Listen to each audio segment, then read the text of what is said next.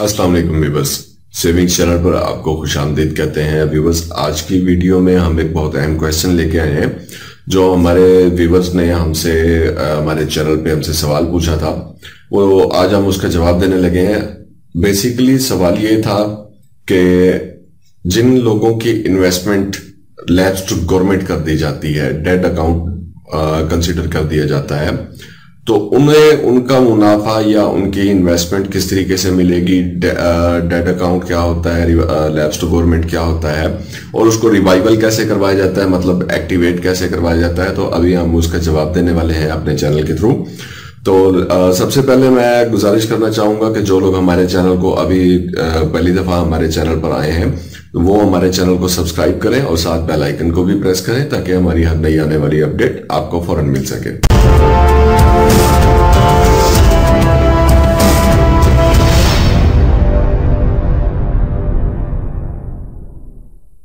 जी viewers, जैसा कि मैंने बताया अभी आपको कि सवाल ये था कि लैप्स टू गवर्नमेंट और डेट अकाउंट क्या है। Basically viewers, lapse to government और डेट अकाउंट एक ही चीज है। इसका होता यह है कि सपोज अब एक आदमी ने, एक शख्स ने, एक इन्वेस्टर ने रेगुलर इनकम सेविंग सर्टिफिकेट में इन्वेस्टमेंट की। अब आपको मालूम नहीं है कि रेगुलर इनकम सेविंग सर्टिफिकेट जो है वो 5 साल स्कीम है। अब वो इन्वेस्टर पूरे 5 साल ब्रांच में आते ही नहीं, उन्होंने ना तो असल रकम निकलवाई, ना ही उन्होंने मुनाफा लेने के लिए आए। तो उसके बाद मरकज कौमी बचत ऐसे इन्वेस्टर का मजीद 1 साल इंतजार करता है, यानी जो डेट ऑफ मेच्योरिटी है उसके बाद भी 1 साल और वेट किया जाता है उस क्लाइंट का।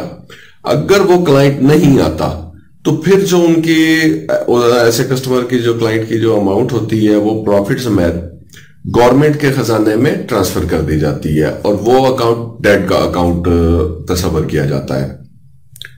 अब बात आ जाती है जी कि आपने वो रकम वापस लेनी है। आप फर्ज करें जी कि 5 साल आप नहीं, आपकी इन्वेस्टमेंट पूरी हो गई और उसके बाद 1 साल और गुजर गया और आप नहीं गए। आप जब आप जाते हैं तो मालूम होगा आपको कि आपकी अकाउंट अमाउंट जो है, आपका जो अकाउंट है वो डेट अकाउंट कंसिडर हुआ है।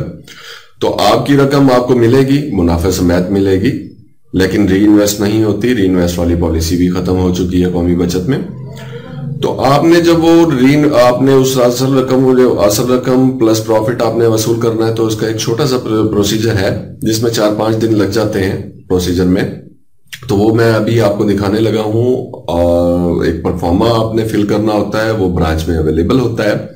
ये इस वक्त अभी आप परफॉर्मा देख रहे होंगे जी। इस फॉर्म में देखें, सबसे ऊपर नेशनल सेविंग सेंटर लिखा हुआ है, यहाँ पे है। इसके बाद आगे खाली जगह है। खाली जगह में आप अपने मरकज कौमी बचत का नाम लिखेंगे। डेट वाली जगह पे तारीख लिखेंगे, जिस तारीख में आप मरकज कौमी बचत गए हैं।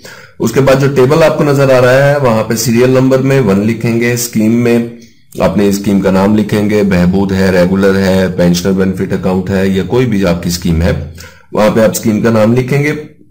उसके बाद नेम ऑफ एप्लीकेंट में अपना इन्वेस्टर जो है वो अपना नाम लिखेंगे। अगर एक सिंगल अकाउंट है तो आप अपना नाम लिखेंगे, ज्वाइंट अकाउंट है तो दोनों नाम लिखेंगे। उसके बाद रजिस्ट्रेशन नंबर है, रजिस्ट्रेशन नंबर, अकाउंट और सर्टिफिकेट। यहाँ पे आपने अपना रजिस्ट्रेशन नंबर लिखना है जो आपके सर्टिफिकेट के ऊपर लिखा हुआ होता है। वो इस बारे में अगर आपको मालूम ना हो सके तो मरकज कौमी बचत का जो वहां पे नुमाइंदे बैठे होते हैं, ऑफिसरान बैठे होते हैं, वो आपको गाइड कर देंगे। उसके बाद date of issue. Date of issue वो है जिस तारीख को आपने परचेज की थी, आपने इन्वेस्टमेंट किया था, आपने सर्टिफिकेट परचेज किए थे या किसी अकाउंट में जमा करवाए थे, तो जिस तारीख में आपने इन्वेस्टमेंट की है तो वो तारीख यहाँ पे लिखी जाएगी। उसके बाद प्रिंसिपल अमाउंट है। प्रिंसिपल अमाउंट मीन्स ये कि वो कितनी है। आपने 1 लाख रुपए जमा करवाया था, मुनाफे की रकम इसमें शामिल नहीं होती, इसमें सिर्फ आपने 1 लाख रुपए लिखना है। या आपने 10 लाख रुपए इन्वेस्ट किए थे तो वो 10 लाख रुपए ही लिखेंगे, मुनाफे की रकम नहीं लिखेंगे। मुनाफे की रकम आपको वो कैलकुलेट करके आपको मरकज वाले आपको नेट कैश की सूरत में देंगे। उसके बाद जो यहाँ पे देखिए कि the above mentioned investments have been transferred to government on ये मरकज कौमी बचत वाले लिखेंगे इस खाली जगह को। और उसके बाद 2 खाली लाइनें लिखी हुई हैं, इसमें आपने देखें कि उससे ऊपर लिखा हुआ है I was unable to approach you in time due to following reason. आपने फॉलोइंग रीजन में आपने कुछ भी लिख देनी है कि सपोज आप आउट ऑफ कंट्री थे, आप आउट ऑफ सिटी थे, या आपको डेट ऑफ इन्वेस्टमेंट याद नहीं थी, आप भूल गए थे, या जरूरी काम था, तो कोई भी आप इसमें वजह लिख सकते हैं। आपने इसमें इसके बाद जो नीचे नेम ऑफ एप्लीकेंट बना हुआ है, नेम ऑफ एप्लीकेंट में आपने यहाँ पे अपना नाम दोबारा लिखना है और सिग्नेचर वाली लाइन पे आपने सिग्नेचर कर देने हैं।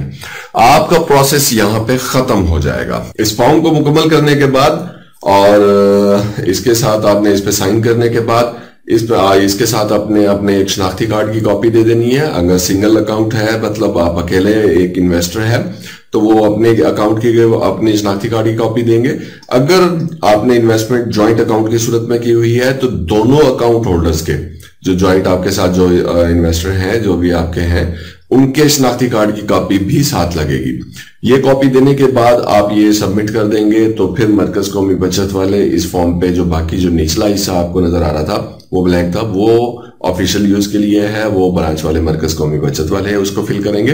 फिल करने के बाद ये फिर भेजा जाएगा मरकज कौमी बचत वाले अपने रीजनल ऑफिस में भेजेंगे।